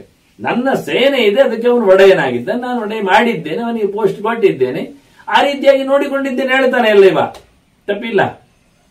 ಈಗ ನನಗಿಂತ ಮಿಗಿಲಾಗಿದ್ದಾನವ, ನನ್ನ ಸೇನಾಪತಿ ಇಲ್ಲಿ ಏನು ಗಮ್ಮತ್ತು, ನನಗಿಂತ ವಿಶೇಷವಾದಂತಹ ಐಶ್ವರ್ಯಗಳನ್ನೆಲ್ಲ ಪಡಿತಾ ಇದ್ದಾನೆ, ವಿಮಾನ ಏರಿ ಸೂರ್ಯನಂತಹ ವಿಮಾನ, ಬಹಳ ಜೋರಾದ ವಿಮಾನದ ಮೇಲೆ ಆತ ಸಂಚಾರ ಮಾಡುತ್ತಾ ಮೆರಿತಾ ಇದ್ದಾನಲ್ಲ, ಅದು ಹೇಗೆ? ಅನೇನ ಕೃತವಿಹಿ ಮುಖ್ಯೈಹಿ ನೇಷ್ಟಂ. ಇವೇನು ದೊಡ್ಡ ದೊಡ್ಡ ಯಜ್ಞ ಎಲ್ಲ ಮಾಡಲಿಲ್ಲ ಯಾವುದು ಸಹ. ಉತ್ತಮವಾದ ಯಜ್ಞೆಯಲ್ಲಿ ಸೇನಾಪತಿಯಲ್ಲಿ ಮಾಡ್ತಾನಲ್ಲ, ಸೇನಾಪತಿ ಏನಿದ್ರು ಯುದ್ಧ ರಂಗದಲ್ಲಿ ಮುಗಿಯಿತು ಅವನ ಕಾರ್ಬಾರ್. ಅವನಿಗೆಲ್ಲಿ ದೇವತೆಗಳ ಸಮಾರಾಧನೆ? ದೇವತೆಗಳ ಸಮಾರಾಧನೆಯಲ್ಲಿ ಸೇನಾಪತಿ ಯಾಕೆ ಬೇಕಾಗ್ತದೆ? ಋಷಿ ಯಜ್ಞಗಳಲ್ಲಿ, ಅಧ್ಯಯನದಲ್ಲಿ, ಪಾಠ ಪ್ರವಚನದಲ್ಲಿ, ಡಿಬೇಟ್ ಅಲ್ಲಿ, ಸಭೆಯಲ್ಲಿ, ಪ್ರವಚನದಲ್ಲಿ, ಚರ್ಚಾಗೋಷ್ಠಿಗಳಲ್ಲಿ ಇಲ್ಲೆಲ್ಲ ಸೇನಾಪತಿ ಏನು? ಇನ್ನು ಮತ್ತೆ ಪಿತೃಪಿಂಡ ಪ್ರಧಾನಾದಿಗಳ ಸೇವೆಯಲ್ಲಿ ಅವನದ್ದೆಂಥದ್ದು? ಅತಿಥಿಗಳ ಉಣಬಡಿಸುವಲ್ಲಿ ಎಲ್ಲಿ ಕಾಣ್ತಾ ಇಲ್ಲಿವ? ಒಂದು ಹೋರಾಟದಂಗಳದಲ್ಲಿ ಕಾಣು. ಆದ್ರಿಂದ ದೊಡ್ಡ ದೊಡ್ಡ ಯಜ್ಞಗಳು, ಬಗೆ ಬಗೆ ಯಜ್ಞಗಳು ಇವನ್ನೆಲ್ಲ ಮಾಡಲಿಲ್ಲ. ನಾಪಿ ದ್ವಿಜಾತಯ ತರ್ಪಿತ. ಇವನಿಗೆ ಬ್ರಾಹ್ಮಣಾದಿಗಳ ಸಂತರ್ಪಣೆ ಎಲ್ಲ ಇವನ ಮನೆಯಲ್ಲಿ ಆಗಲಿಲ್ಲ, ಇವನು ಮಾಡಿದ್ದಿಲ್ಲ, ಮಾಡೋ ಪ್ರಸಂಗ ಬರಲಿಲ್ಲ. ಯಜ್ಞ ಮಾಡಿದರೆ ತಾನೇ ಯಜ್ಞದಲ್ಲಿ ಸಂಬಂಧಪಟ್ಟದ್ದು ದಾನ, ಅನ್ನಾರಾಧನೆ ಎಲ್ಲ. ಅಗ್ನಿಯಲ್ಲಿ ಆಹುತಿ ಕೊಟ್ಟ ಹಾಗೆ ಅದಕ್ಕೆ ಸಂಬಂಧಪಟ್ಟಂತೆ ಇತರ ನಡೆದಾಡುವ ಮುಖ್ಯಗಳಲ್ಲಿಯೂ ಊಟೋಪಚಾರಗಳಾಗಬೇಕು, ದೇವರಿಗೆ ಖುಷಿ ಪಡುವುದು ಹಾಗೆ. ಆದ್ರಿಂದ ಅದು ಅದರ ಅಂಗ. ಒಂದಿಷ್ಟು ಹೋಮ ಹವನ ಮಾಡಿ ಬಿಡುವುದಲ್ಲ, ಅದಕ್ಕೆ ಅನುಗುಣವಾಗಿ ಅನ್ನಾರಾಧನೆ ಎಲ್ಲ ಆಗಬೇಕು. ಅದೆಲ್ಲ ಮಾಡಿದ್ದೇನೆ. ಇವ ಮಾಡಲಿಲ್ಲ, ಇವನು ಯಜ್ಞಯಾಗವೇ ಮಾಡಲಿಲ್ಲ, ಊಟ ಎಲ್ಲಿ ಹಾಕುದಿವ ಯಾರಿಗೆ? ಇವನೇ ನಮ್ಮ ಮನೆಯಲ್ಲಿ ಊಟ ಮಾಡುವವ, ಮನೆ ಮಂದಿ ಎಲ್ಲ ಸೇರಿಕೊಂಡು. ಆದ್ರೆ ನಾಭಿ ದ್ವಿಜಾತಯ ತರ್ಪಿತಾ ವಿಧಿವತ್ ಶಕ್ರ ಸ್ವಯಂ ಕಸ್ಮಾದತಿತ್ಯಮಾಂ. ಅವನು ವಿದ್ಯುಕ್ತವಾಗಿ ಎಂಥದ್ದು ಮಾಡದಿರೋ ಅವನಿಗೆ ಆ ವಿದ್ಯೆಯೂ ಇಲ್ಲ. ಸೇನಾಪತಿಗೆ ಆ ವಿದ್ಯಾದಿಗಳು ಇಲ್ಲ. ಅವನು ಯಜ್ಞಯಾಗ ಮಾಡಬಾರದು ಅಂತಲ್ಲ, ಆದ್ರೆ ಅವನೆಲ್ಲಿ ಅಶ್ವಯಜ್ಞ ಮಾಡಲಿ? ಅವ ರಾಜನ ಮಾಡ್ಲಿಕ್ಕೆ ಹಾಗೆಲ್ಲ. ರಾಜನಿರುವಾಗ ರಾಜನಲ್ಲಿ ಎಲ್ಲ ರಾಜ ಮಾಡಿದ್ರೆ ಎಲ್ಲ ಮಾಡಿದ ಹಾಗೆ ಅಂತ ಅರ್ಥ. ಅವನು ಹಂಚಿಕೊಳ್ಳುತ್ತಾನೆ. ಆದ್ರಿಂದ ಅವನು ಯಾಕೆ ನನ್ನನ್ನು ಮೀರಿಕೊಂಡು ಈ ರೀತಿಯಾದಂಥ ವೈಭವವನ್ನು ಪಡಿತಾ ಇದ್ದಾನೆ? ಐಶ್ವರ್ಯ ಇದೃಶಂ ಪ್ರಾಪ್ತಂ ಸರ್ವದೇವೈಹಿ ಸುದುರ್ಲಭಂ. ಸಾಮಾನ್ಯ ಜನರಿಗೆ ಸಿಗಲಾರದ ಸಂಗತಿಯೆಲ್ಲ ಅವನಿಗೆ ಸಿಗ್ತಾ ಉಂಟಲ್ಲ, ಇವನಿಗೆ ವಿಚಿತ್ರವಾಗಿ ಸಿಕ್ಕಿದೆ ಅಂಬರೀಷನಿಗೆ. ಅವನಿಗೆ ಅದು ಕಾಣ್ತಾ ಉಂಟು, ಎಲ್ಲ ಇದು ಇನ್ನೂ ವಿಚಿತ್ರ ಉಂಟಲ್ಲ ಅಂತ ಇಂದ್ರನಲ್ಲಿ ನೇರ ಕೇಳಿಬಿಟ್ಟಿದ್ದು. ಎಂಥದ್ದಕ್ಕೆ ಹೇಗಾಯ್ತು, ಏನಾಯ್ತು? ನನ್ನ ಸೇನಾಪತಿ ನನ್ನನ್ನು ದಾಟಿಕೊಂಡ ಬಗೆ ಏನಾಯ್ತು ಅಂತ. ಅದಕ್ಕೆ ಇಂದ್ರ ಹೇಳುತ್ತಾನೆ, ಅವನು ಯಾರು ನಿನಗೆ ಗೊತ್ತು ತಾನೆ, ಅವನು ಏನು ಮಾಡಿದ್ದು ನಿನಗೆ ಗೊತ್ತಿರಬೇಕು. ಮತ್ತೆಂದು ಯದನೇನ ಕೃತಂಕರ್ಮ ಪ್ರತ್ಯಕ್ಷಂತೆ ಮಹೀಪತಿ. ಇವ ಮಾಡಿದ ಎಲ್ಲ ಕರ್ಮಗಳಿಗೆ ಅನುಗುಣವಾಗಿ ಫಲಗಳು ಬರುವುದು. ಪುಕ್ಷಾಟ ಯಾರು ಯಾವುದಕ್ಕೇನು ಕೊಡುವುದಿಲ್ಲ ಎನ್ನುವುದು ಎಲ್ಲರಿಗೂ ಗೊತ್ತಿದೆ. ಆದ್ರಿಂದ ಹೇಳ್ತಾನೆ, ಇಂದ್ರ ಹೇಳ್ತಾನೆ, ಇವ ಮಾಡಿದ ಕೆಲಸ ನಿನಗೆ ಕಂಡಿದೆ. ನಿನ್ನ ತಪ್ಪಿಸಿ ಏನು ಮಾಡಿದ್ದಲ್ಲ, ಪ್ರತ್ಯಕ್ಷವಾದ ನಿನ್ನ ಸೇನಾಪತಿಯವ ನಿನಗೆ ಅವ ಮಾಡಿದ್ದೇನೆಂದು ಗೊತ್ತಿದೆ. ಪ್ರತ್ಯಕ್ಷಂತೆ ಕೃತಂಕರ್ಮ, ಇವನ ಯದನೇನ ಕೃತಂಕರ್ಮ ಪ್ರತ್ಯಕ್ಷಂತೆ ಮಹೀಪತೆ. ಮತ್ತೇನು ಇನ್ನೇನು ಹೇಳುದು ನಾವು? ಅವನು ಮಾಡಿದ್ದೇನೆಂದ್ರೆ ಹೋರಾಟ ಅಲ್ವಾ? ಹೋರಾಟದಲ್ಲಿ ಶತ್ರುಗಳ ನಿರ್ಮೂಲನೆ, ಇಷ್ಟೇ ತಾನೆ. ಇದನ್ನೇ ಇಂದ್ರ ಹೇಳುತ್ತಾನೆ, ಶತ್ರವೋ ನಿರ್ಜಿತಾ ತರವೇ ಏ ತವ ಅಹಿತಕಾರಿಣ. ಒಂದು ಅಂಶ ಹಾಕಿಬಿಟ್ಟ ಅಲ್ಲಿ. ಇವ ಶತ್ರುಗಳನ್ನು ಪೀಡಿಸಿದ, ಓಡಿಸಿದ, ವೈರಿಗಳ ನಿರ್ಮೂಲ ಮಾಡಿದ. ಯಾರ? ನಿನ್ನ. ವಿಶೇಷ ಇಲ್ಲಿ ಇರುವುದಿಲ್ಲ. ನಿನಗಾಗದವರನ್ನು ಹದ್ದುಬಸ್ತಿನಲ್ಲಿಟ್ಟ, ಮುಗಿಸಿ ಬಂದ ಹೋರಾಟದಲ್ಲಿ ಜಯವನ್ನು ತಂದುಕೊಟ್ಟ. ಇದು ಅವನ ಕೆಲಸ. ಇಷ್ಟು ಮಾಡಿದ್ದಾನೆ. ಯಾವಾಗ ಆಯ್ತಿದು ಹೋರಾಟ? ಯಾವುದು ಗಮನಕ್ಕೆ ಬಂತು? ಯಾವುದರಿಂದಾಗಿ? ಇದು ಮೀರಿದ ಕತೆ ಬರಬೇಕಲ್ಲ ಈಗ ಅಂಬರೀಷನಿಗೆ. ಶತ್ರುಗಳನ್ನು ಸದೆಬಡಿದ, ಒಂದು ಕ್ಷತ್ರವೀರತನವನ್ನು ತೋರಿಸಿದ. ಒಂದು ಮುಖ ಆಯಿತು. ಇಲ್ಲಿ ದೇವಮುಖ, ಋಷಿಮುಖ, ಪಿತೃಮುಖ ಎಲ್ಲ ಕಾಣ್ತಾ ಇಲ್ಲ, ಅತಿಥಿ ಮುಖ ಇಲ್ಲ. ಒಂದು ಮುಖ ಆಯಿತು. ಅದರ ಬಗ್ಗೆ ವಿಶ್ಲೇಷಣೆ ಮಾಡ್ತಾನೆ ಇಂದ್ರ. ನೋಡಿ, ಯೋಚನೆ ಮಾಡು. ತಥಾ ತಸ್ಮಿನ್ ಶುಭೇ ಕಾಲೇ, ಹಿಂದಿನ ಒಂದು ಚರಿತೆ ಅಂಬರೀಷನ್ ಹೇಳುತ್ತಾನೆ. ಯಜ್ಞೇ ಯಜ್ಞಂ ವಿತನ್ವತಃ, ನೀನೊಂದು ಅಶ್ವಮೇಧ ಯಾಗ ಮಾಡ್ಲಿಕ್ಕೆ ಹೋದೆ ಅಲ್ಲ, ಆಗ ಅದಕ್ಕೆ ಸಂಬಂಧಪಟ್ಟಂತೆ ತಸ್ಯೈತೆ ಖಲು ವಿಘ್ನಾರ್ಥಂ ಆಗತಾಹ ರಾಕ್ಷಸಾಹ ತ್ರಯ. ನಿನ್ನ ಯಜ್ಞಕ್ಕೆ ವಿಘ್ನ ಮಾಡಲಿಕ್ಕೆ, ನಿನಗೆ ವಿಘ್ನ ಮಾಡಲಿಕ್ಕಲ್ಲ, ನಿನ್ನ ಯಜ್ಞವನ್ನು ನಿಲ್ಲಿಸಲಿಕ್ಕೆ ಆಗ ರಾಕ್ಷಸರು ಬಂದ್ರಲ್ಲ 3 ಜನ. ಹೇಳ್ತಾನೆ ಕತೆ. ಶತ್ರು ನಿವಾರಣೆ ಕತೆಗೋಸ್ಕರ ಶುರು ಮಾಡಿದವ ಇಂದ್ರ ಎಲ್ಲಿ ಏನಾಯಿತು ಅಂತ. ಯಾವಾಗಲೂ ಒಳ್ಳೆಯ ಕೆಲಸವನ್ನು ಮಾಡುವಲ್ಲಿ ಮನುಷ್ಯರಿಗೆ ವಿಘ್ನಗಳು ಸುಮಾರು ಬರ್ತಾವೆ. ನಿಜವಾಗಿ ರಾಕ್ಷಸರೇ ಬರುವಂಥದ್ದು ಕಾಡ್ಲಿಕ್ಕೆ. ನಾನು ಇದರ ಬಗ್ಗೆ ಕೃಷ್ಣ ಪಾರಮ್ಯ ಚಿಂತನೆಯಲ್ಲಿ ಹೇಳಿದ್ದೇನೆ. ತ್ರೈಗುಣ್ಯ ವರ್ಜಿತಂ ಎನ್ನುವ ಚಿಂತನೆಗೆ ಬಂದಾಗ ಭೂತ ಪ್ರೇತ ಪಿಶಾಚಗಳ ನಿರ್ಮೂಲನೆ ಹೇಗೆ ಆಗ್ತದೆ ಸಂಧ್ಯಾ ಸಮೀಕ್ಷೆಯಲ್ಲಿ ಕೆಲವು ಬರೆದಿದ್ದೇನೆ. ಸಾಮಾನ್ಯವಾಗಿ ವಿಘ್ನಗಳ ಚಿಂತನೆ ಬಗ್ಗೆ ಮಧ್ವಾಚಾರ್ಯರ ಒಂದು ಮಾತುಂಟು, ವಿಶೇಷವಾದದ್ದು. ಧ್ರುವನ ಚರಿತ್ರೆಯಲ್ಲಿ ಅದನ್ನು ಹೇಳಿದ್ದೇನೆ. ವಾಸ್ತವವಾಗಿ ದೇವತೆಗಳು ಒಂದೊಮ್ಮೆ ನಮಗೆ ಈಗ ಕೀಟಲೆಗೊಡುವುದು ಕೆಟ್ಟವರು ಎನ್ನುವುದು ಸತ್ಯ. ಕೆಟ್ಟವರು, ಕೆಟ್ಟ ಜೀವಿಗಳು ಇರಲಿ, ಏನೇ ಹೆಸರು ತನ್ನಿ ನೀವು, ಭೂತ ಪ್ರೇತ ಪಿಶಾಚ ಬ್ರಹ್ಮರಾಕ್ಷಸ ಕೂಷ್ಮಾಂಡ ಏನ್ ಬೇಕಾದ್ರೆ ಕರೀರಿ, ಎಲ್ಲ ಹೆಸರುಗಳನ್ನು ಕೊಟ್ಟದ್ದನ್ನು ನಾನು ಅಲ್ಲಿ ಉಲ್ಲೇಖ ಮಾಡಿದ್ದೇನೆ ಪ್ರಮಾಣಗಳ ಮೂಲಕ. ಉಪದ್ರವಕಾರಿಗಳಾದ ಡೆವಿಲ್ ಫೋರ್ಸ್ ಅಂದ ಹಾಗೆ ಇವನ್ನು ಹೋಗಲಾಡಿಸಬೇಕಾದ್ದು ನಮ್ಮ ಕೆಲಸ. ಸರಿ, ದೇವತೆಗಳು ಏನ್ ಮಾಡ್ತಾರೆ ಆಗ? ನಮ್ಮ ಕೆಲಸ ನಾವು ಮಾಡುವುದು ದೇವರ ಕೆಲಸ. ಹಾಗಾಗಿ ದೇವರ ಬೆಂಬಲ ನಮಗೆ ಬೇಕು. ಅದು ನಡೆಸಿಕೊಳ್ಳಿಕ್ಕೆ ಪ್ರೊಡಕ್ಷನ್ ಮಾಡುವುದು ಅವರಾದ್ರಿಂದ ನಾವೇನು ಕೇಳಿದ್ರೆ, ಕೆಲವೊಮ್ಮೆ ದೇವತೆಗಳು ಅವರಿಂದ ವಿಘ್ನ ಆಗ್ಲಿಕ್ಕೆ ಬಿಡುತ್ತಾರೆ.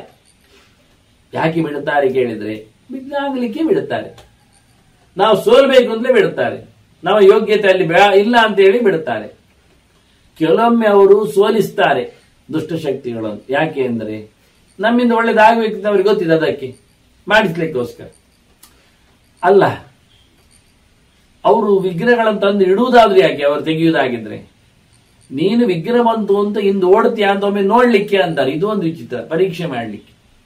ವಿಗ್ರಹಗಳು ಕೊಡುವುದು ಕೆಲವೊಮ್ಮೆ ದೇವತೆಗಳೇ ಕೊಡಿಸ್ತಾರೆ, ಯಾವ್ಯಾವ್ದು ರೂಪಗಳಲ್ಲಿ. ನೀನು ಏನ್ ಮಾಡ್ತೀನಿ ಅಂತ, ನಿಮ್ಮ ಮನಸ್ಥಿತಿ ಹೇಗಿದೆ ಅಂತ.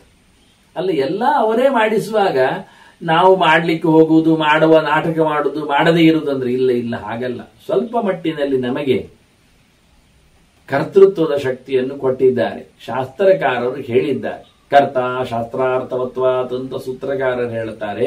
ವಿಧಿ ನಿಷೇಧಗಳಿಗೆ ಮನುಷ್ಯ ಇದ್ದಾನೆ.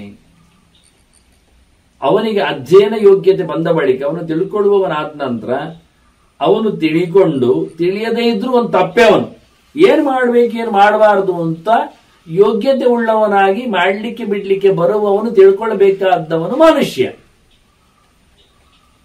ನಾನು ಸಂಧ್ಯಾಕ್ಷರ ಪೀಠಿಗೆಯಲ್ಲೇ ಬರೆದಿದ್ದೇನೆ, ದೇವತೆಗಳು ಎಷ್ಟು ಮಾಡ್ತಾರೆ, ಋಷಿಗಳು ಎಷ್ಟು ಮಾಡ್ತಾರೆ, ಮನುಷ್ಯ ಎಷ್ಟು ಮಾಡ್ತಾನೆ ಅಂತ. ಮನುಷ್ಯ 10ನೇ ಒಂದು ಅಂಶದಷ್ಟೇ ಮಾಡೋದು ವಿಧಿಗಳಲ್ಲಿ, ದೇವತೆಗಳು ಪೂರ ಮಾಡುತ್ತಾರೆ, ಋಷಿಗಳು ಅರ್ಧ ಮಾಡ್ತಾರೆ ಅಂತ ಕ್ರಮ ಇರಲಿ. ಮನುಷ್ಯನಿಗೆ ಏನ್ ಮಾಡಬೇಕು ಏನ್ ಮಾಡಬಾರದು ಅಂತ ಬೋಧ ಯೋಗ್ಯತೆ ಇದೆ, ಆದ್ರಿಂದ ಇದೆ. ಅವನು ಬರುವಾಗ ಅದನ್ನು ತಿಳ್ಕೊಳ್ಬೇಕು ಯೋಗ್ಯತೆ ಬಂದಾಗ. ಸಣ್ಣ ಮಕ್ಕಳಿಗೆ ಅರ್ಥ ಆಗುವುದಿಲ್ಲ ಎನ್ನುವುದು ಸತ್ಯ, ದೊಡ್ಡವರಾದಾಗ ಅರ್ಥ ಆಗ್ತದೆ. ಈಗ ಬೆಂಕಿ ಮುಟ್ಟಬಾರದು ಎನ್ನುವುದು ಸಣ್ಣ ಮಗುವಿಗೂ ಗೊತ್ತಾಗ್ತದೆ, ಅದು ಬೆಂಕಿ ಸುಡ್ತದೆ ಅಂತ. 1-2 ಸರ್ತಿ ಹತ್ತಿರೋದಾಗ ಬಿಸಿಯಿಂದಾಗಿ ಅರ್ಥ ಆಗಿದೆ, ಅನುಭವ ಬರ್ತದೆ. ಹೀಗೆಯೇ ಬೇಕು ಬೇಡಗಳ ಬಗ್ಗೆ ಆತ ತಿಳ್ಕೊಂಡಾಗ ಅದನ್ನು ನಡೆಸಿಕೊಡ್ಬೇಕು, ಅವನ ಧರ್ಮ. ಅದಕ್ಕೆ ಪ್ರಯತ್ನಿಸಬೇಕು. ಬೆಳಿಗ್ಗೆ ಸೂರ್ಯೋದಯಕ್ಕಿಂತ ಮೊದಲು ಮಿಂದು ಮಡಿಯಾಗಿ ಆತ ದೇವರ ಚಿಂತನೆಯಲ್ಲಿ ಸೂರ್ಯ ಪ್ರತೀಕದ ಮಾಧ್ಯಮದಲ್ಲಿ ಆಗಬೇಕು ಎನ್ನುವುದನ್ನು ಆತ ಮಾಡಿಕೊಳ್ಳಬೇಕು. ಯಾವನಾದ್ರೂ ಹೇಗಾದ್ರೂ ಎಲ್ಲಿಯಾಗಿ ಮನುಷ್ಯ ಧರ್ಮ ಅದು. ಪ್ರಾಣಿ ಪಕ್ಷಿಗಳಿಗೆ ಬೋಧ ಇಲ್ಲ, ಧರ್ಮ ಇಲ್ಲ, ಮನುಷ್ಯನಿಗಿದ್ದೇ ಬೇಕು ಇಷ್ಟೇ.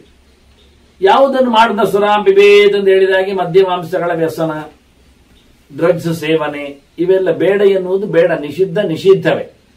ಆದರೆ ವಿಧಿ ನಿಷೇಧಗಳಿಗೆ ಮನುಷ್ಯನಿಗೆ ತಲೆ ಖರ್ಚು ಮಾಡುವ ಯೋಗ್ಯತೆ ಇದೆ, ಮಾಡದಿರ್ಲಿಕ್ಕೆ ಅವನಲ್ಲಿ ಸಾಧ್ಯತೆ ಇದೆ, ಪ್ರಯತ್ನ ಇದೆ. ಅಷ್ಟರ ಮಟ್ಟಿಗೆ ಬಿಟ್ಟಿದ್ದಾರೆ. ಮತ್ತೆ ದೇವತೆಗಳೇ ಅಲ್ವಾ ಕೈ ಕಟ್ಟಿಸುವುದು, ಕಣ್ಣು ಮುಚ್ಚಿಸುವುದು, ಕಿವಿಯನ್ನು ಮುಚ್ಚಿಗೊಳಿಸುವಂಥದ್ದು, ಬಾಯಿ ಮುಚ್ಚುವುದು ಎಲ್ಲ ಸರಿಯೇ. ಆದರೂ ನೀನು ಅದಕ್ಕೆ ಒಪ್ಪಿಗೆಯನ್ನು ಕೊಟ್ಟಿರಬೇಕು, ನೀನು ಪ್ರಯತ್ನಿಸಿಕೊಳ್ಳಬೇಕಂತ. ಅಭ್ಯಾಸೇ, ಕೃಷ್ಣ ಹೇಳಿದ್ದೇನೆ, ಅಭ್ಯಾಸ ಏನದು ಕೌಂತೆಯ ವೈರಾಗ್ಯನ ಜಿಗಿರ್ಕ್ಯತೆ. ನಿನಗೆ ಅಭ್ಯಾಸ ಮಾಡುವಷ್ಟು ಸಡಿಲಿಕ್ಕೆ ಕೊಟ್ಟಿದ್ದಾರೆ. ಕಟ್ಟಿಯಾಗಿದ್ದುದನ್ನು ಸತ್ಯ, ಆದರೆ ಹಗ್ಗ ಬಿಟ್ಟದ್ದು ಸತ್ಯ. ಎಷ್ಟರ ಮಟ್ಟಿಗೆ ಅಷ್ಟರ ಮಟ್ಟಿಗೆ ಮೇವನ್ನು ಉಪಯೋಗಿಸಿಕೊಳ್ಳುವಲ್ಲಿ. ಹೀಗೆ ಸ್ವಾತಂತ್ರ್ಯ ಅಂದ್ರೆ ಹಾಗೆ, ಕಟ್ಟಿದೆ ಬಿಚ್ಚಿದೆ, ಬಿಡುವಷ್ಟು ಬಿಟ್ಟಿದೆ, ಕಟ್ಟುವಷ್ಟು ಕಟ್ಟಿದೆ. ಹಾಗಾಗಿ ಕಟ್ಟುಪಾಡುಗಳ ಜೊತೆಯಲ್ಲಿ ಬೋಧ ಇರಲಾಗಿ ಮನುಷ್ಯ ವಿಧಿ ನಿಷೇಧಗಳನ್ನು ಅರಿತು ನಡೆಸಿಕೊಡಲು ಇಷ್ಟಪಟ್ಟರೆ, ಅದಕ್ಕೋಸ್ಕರ ಸಂಪೂರ್ಣ ಪ್ರಯತ್ನ ಪಟ್ಟರೆ, ಆದರೆ ಆಯ್ತು, ಆಗದೆ ಹೋಯ್ತು ಎನ್ನುವುದು ಸತ್ಯ. ಅದು ಕೊನೆ. ಅಷ್ಟು ಮಾಡಿಯೂ ಸ್ನಾನಕ್ಕೆ ಎದ್ದು ಹೋಗಿಯೂ ಬಿದ್ದು ಆಗದೆ ನಿಂತರೆ ಅದು ಪರಿಪೂರ್ಣವಾದ ವಿಘ್ನದಲ್ಲಿ ಪರ್ಯವಸಾನ ಆಗಿದೆ. ವಿಘ್ನ ನಿವೃತ್ತಿಗೆ ಆತ ಮತ್ತೆ ಪ್ರಯತ್ನಿಸಬೇಕು. ಹೀಗೆ ಕೆಲವೊಮ್ಮೆ ಖಂಡನೆಗೋಸ್ಕರ ವಿಘ್ನ ಕೊಡುವುದುಂಟು, ಕೆಲವೊಮ್ಮೆ ಅವನನ್ನು ಖಂಡಿಸಿ ಮಂಡನೆಗೋಸ್ಕರ ವಿಘ್ನ ಕೊಡುವುದುಂಟು ಅನ್ನುವ ನೆಲೆಯಲ್ಲಿ ಈ ಅಂಬರೀಷನ ಯಾಗದಲ್ಲಿಯೂ ಸಹ ಆಗಿರತಕ್ಕಂತಹ ವಿಘ್ನಕ್ಕೆ ರಾಕ್ಷಸರು 3 ಬಂದಿದ್ದಾರೆ ಅಂತ ಇಂದ್ರ ಪುರಾಣ ಹಳೇ ಇತಿಹಾಸ, ಅಂಬರೀಷನಂತ ಇತಿಹಾಸ ನೆನಪಿಸ್ತಾನೆ. ಹಿಂದೆ ನೋಡು, ನೀನೊಂದು ಯಜ್ಞ ಮಾಡ್ಲಿಕ್ಕೆ ಹೋದಾಗ 3 ಜನ ರಾಕ್ಷಸರು ಬಂದದ್ದು ಅಂತ ಒಂದು ಇತಿಹಾಸವನ್ನು ಇಂದ್ರ ಬಿಚ್ಚುತ್ತಾ ಇದ್ದಾನೆ. ಅದು ಯಾರು 3 ರಾಕ್ಷಸರು? ಏನು ಕಥೆ ಆಗಿದೆ ಅಂಬರೀಷನ ಬದುಕಿನಲ್ಲಿ? ಇದೇನು ಸುದೇವನ ಗಂಟು ಎನ್ನುವುದನ್ನು ಮತ್ತೆ ನಾವು ಸೇರಿದಾಗ ಚಿಂತನೆ ಮಾಡುವ. ಒಂದೆರಡು. ಶ್ರೀಕೃಷ್ಣ ನಾರಾಯಣ ನಾರಾಯಣ ನಾರಾಯಣ.